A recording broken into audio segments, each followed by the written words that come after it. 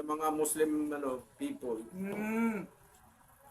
Di ba? Pero hindi lang naman yon, marami naman sa US na ganon Meron din. na hindi rin natanggal.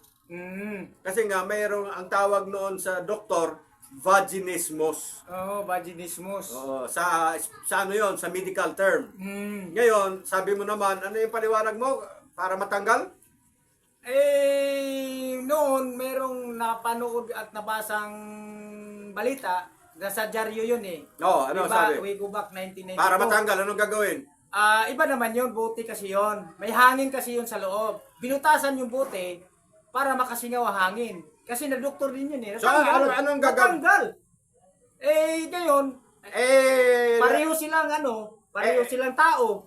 Walang buti doon. Doktor bahala doon. Kaya ng doktor yun. Kayang-kaya ng doktor yun.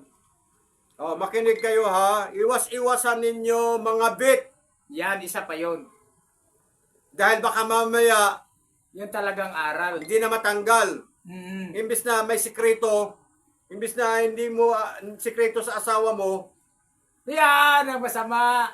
Wala kang sikreto. Masisira talaga kapag ganun.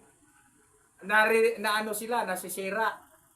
Kasi wala namang sikreto na hindi mabubunyag. oo. So yun, okay na rin yun na pinapanood natin sa YouTube, bagamat may mga batang nanonood, May aral kasi. pero turo yun sa mga taong mahilig mga bit. Pero mga bata, palala lang. For adults only yun, ha? Wag kayong masyadong hindi pa ninyo masyadong naintindihan yun. Anong hindi masyado, mabuti-buti na malaman nila para Makaiwas. makaiwas sila sa ganyan na kailangan isa lang. Ayan, tama. At saka kailangan ng asawa mo, magpahilot ka na nga magpapunta ka na sa manghihilot, yung magpagtaas ng iyong matres, baka mamaya kakainin yung ek-ek ko. Talaga naman. Takot ka pala eh. Diba? Hindi, biro lang yun. Kuya, biro lang. Hindi biro yun. Bakit? Yun ang totoo eh. Sa bagay, pinaalala mo na. Mm-mm. O pinapangaral mo na para wag silang magkamali. Oo. So yun po, no?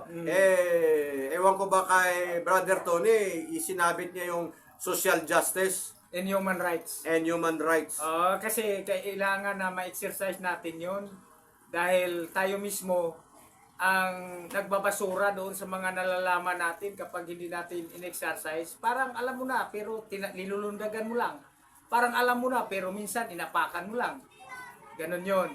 Pero ang unang tema ng salita na kanina, inapakan daw, ibig sabihin aapihin yung pobre na nagiging informal settler. Na walang hindi aapakan dahil na pabilang kayo sa informal settler at huwag aapihin. Nakasite yan doon sa MTK, sa grupo namin. Ako ay National Council doon na yung Article 13.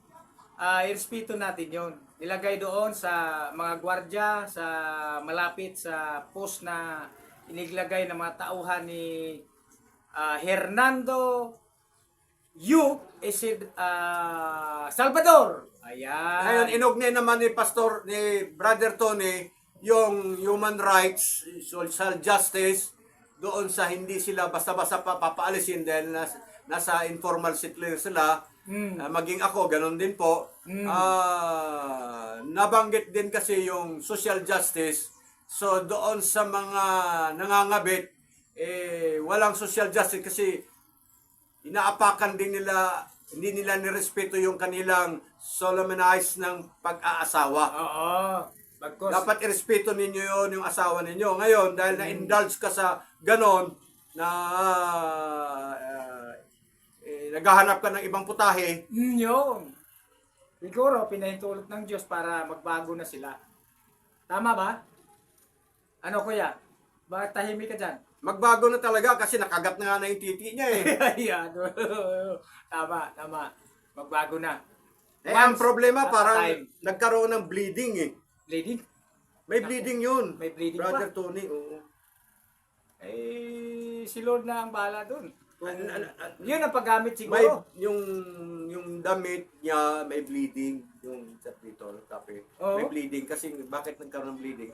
Yung sa kagagalaw siguro ng kagagalaw. Oo. Kaya nawalan ng lakas yung lalaki, parang nawalan ng lakas, no? Huwag nyo nang panoorin. Wag na kayo manood, lalo na sa mga bata. Hindi maganda po yun. Pero ikaw naman ngayon na meron kang experience at hindi mangyari sa'yo, panoorin mo na rin. Panoorin mo na rin para sa pamagitan ng panonood, magkaroon ka ng kaalaman. Kung pwede, kung ganun lang, kung kaya ng kanyang pananampalataya. Pero kung hindi naman, iwasan niyo po kasi parang horror po yun. Pag may dugo kasing lumalabas, bleeding eh. Nag-bleeding yung dugo. Ay, nako. Oo, nagkaroon ng bleeding. Parang horror. Pero sa YouTube, sa Reels, bawal yung may dugo. Oo. Bawal yung may dugo na panoorin. Pero ewan ko bakit Nag-viral pa. Nag-viral pa. Ano ba yan? Ipinapanalangin namin kayong mga YouTuber, no? Magbago na rin po kayo kasi lahat tayo harap sa Diyos. Ha? Magbago tayo, ha? Wala nang Habang may buhay pa. wala nang manonood sa atin kung ganyan magbago. Hindi, ang ibig sabihin, pwede namang manunood ka, pero wag naman yung konsintihin natin yung mga mali. At yun pa ang ating sinususugan. Hindi, yun na nga yung uso ngayon, yung gusto panoorin ng mga bata ngayon. Walang kabuluhan po yun. Yan sinasabing wag niyong bigyan ng panahon yung mga walang kabuluhan. Sabi, kundi magbago na kayo ng kaisipan. Sabi ganun. Do not be conformed, but be transformed by the renewing of your mind. Ayan. That's Huwag na right. kayo makiayon sa galaw at dugo o dugong galaw ng sanglibutang ito, kundi makiayon kayo sa kalooban ng Diyos. Magbago na tayo ng kaisipan. Dahil pagdating ng araw, haharap tayong lahat sa Diyos. Huwag niyong gayahin yung mga yaman na nandoon na sa hadis ng pagdurusa, tsaka pa lang nagdasal, tsaka pa lang siya magbago, at tsaka pa lang siya magmungkahi na utusan daw si Lazaro para bumalik sa lupa, para mapangaralan yung 5 pa niyang kapatid at huwag mapunta sa kanyang hadis ng pagdurusa. Mga kaibigan, habang may panahon pa, gawin na natin magbago. Ganun talaga. Kasi redeeming the time, evil is come. Pasama ng pasama. Redeeming the time that the evil will come. Ayan. Kaya magbago na tayo. Alam mo, sa binanggit mo na evil will come because you are in the redeeming time, kahit naman simula pa noon nila Adam at Eva na first family, di ba pinatay na ni Abel pinatay si Abel ng kanyang kapatid na si Cain. There was already an evil. Oo nga. Meron nang kubinan. Oh, Si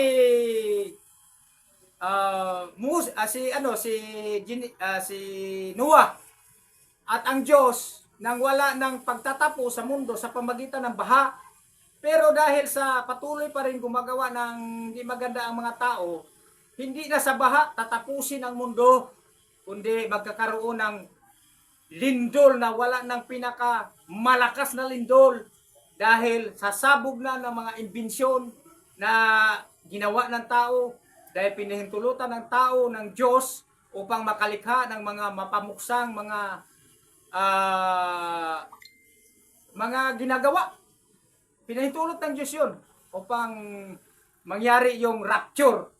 At lahat ng mga manampalataya kay Kristo Jesus ay hindi masama doon sa matinding kahirapan. Kaya mga kaibigan, magbago na po tayo. Ayan po yun ang pagsunod natin sa batas panlipunan at karapatang pangtao. Magbago na po. May moral values po tayo, kaya magbago na po. Maraming salamat po. Ang kapayapaan, kaayusan, kasaganaan, at ang katagumpayan ay lagi nating kamtan. Shalom! maraming salamat po sa patuloy ninyong panonood. Na sana meron po kayong natutunan sa aming mga information na binibigay. I would like to inform the YouTube company na our program is always give an information to all community who are listening to us. Yes. Yan, because that is our mission and vision that we always give an information to everyone. Yan. Mm-hmm. Diba? We are not trying to make YouTube content that involved into a prank. Yes, that's right. Kasi it is not good that people be pranked, will get mad. But we are informing you to have moral values. That's right. Yeah, that's right. Even in terms of na tungkol sa mga katulad niyan, sa putspa. We always Oo. give information to all listener. Yes, tumutulong tayo But sa... sometimes a prank, dapat bago sasabihin na this is just only a prank, eh alam na dapat kasi na hurt yung ano eh, yung pinaprank na hurt. Nahe-hurt. Na hurt. Nasasaktan. Nasasaktan. Na-stress. Na-stress. I don't want to indulge that kind of show.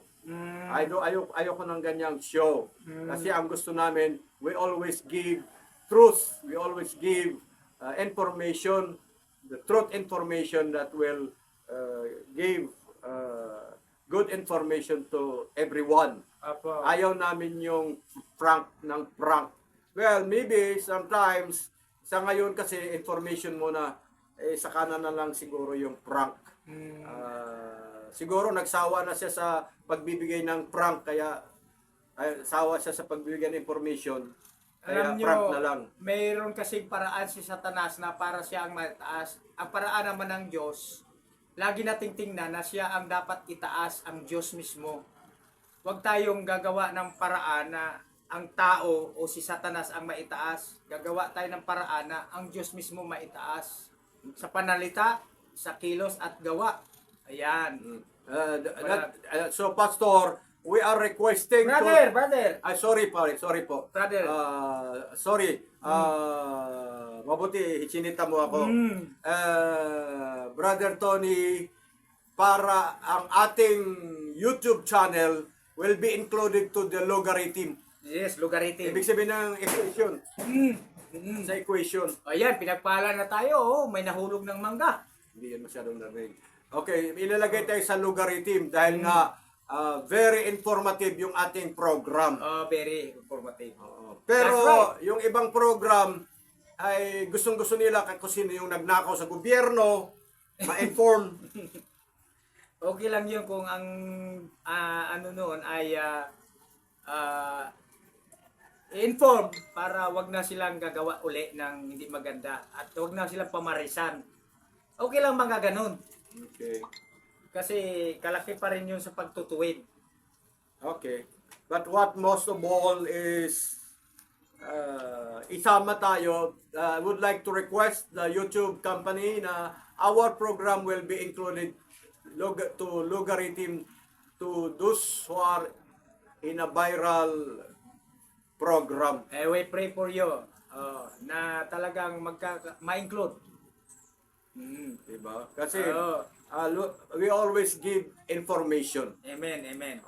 And we are trying to make our YouTube content and be responsible for everyone that if people will learn something from us. Amen. Yeah, that's it. That's Okay. Anyway, maraming salamat muli. Maraming salamat. Maraming salamat. Nagtapos yung aming YouTube content itong araw na ito, itong oras na ito.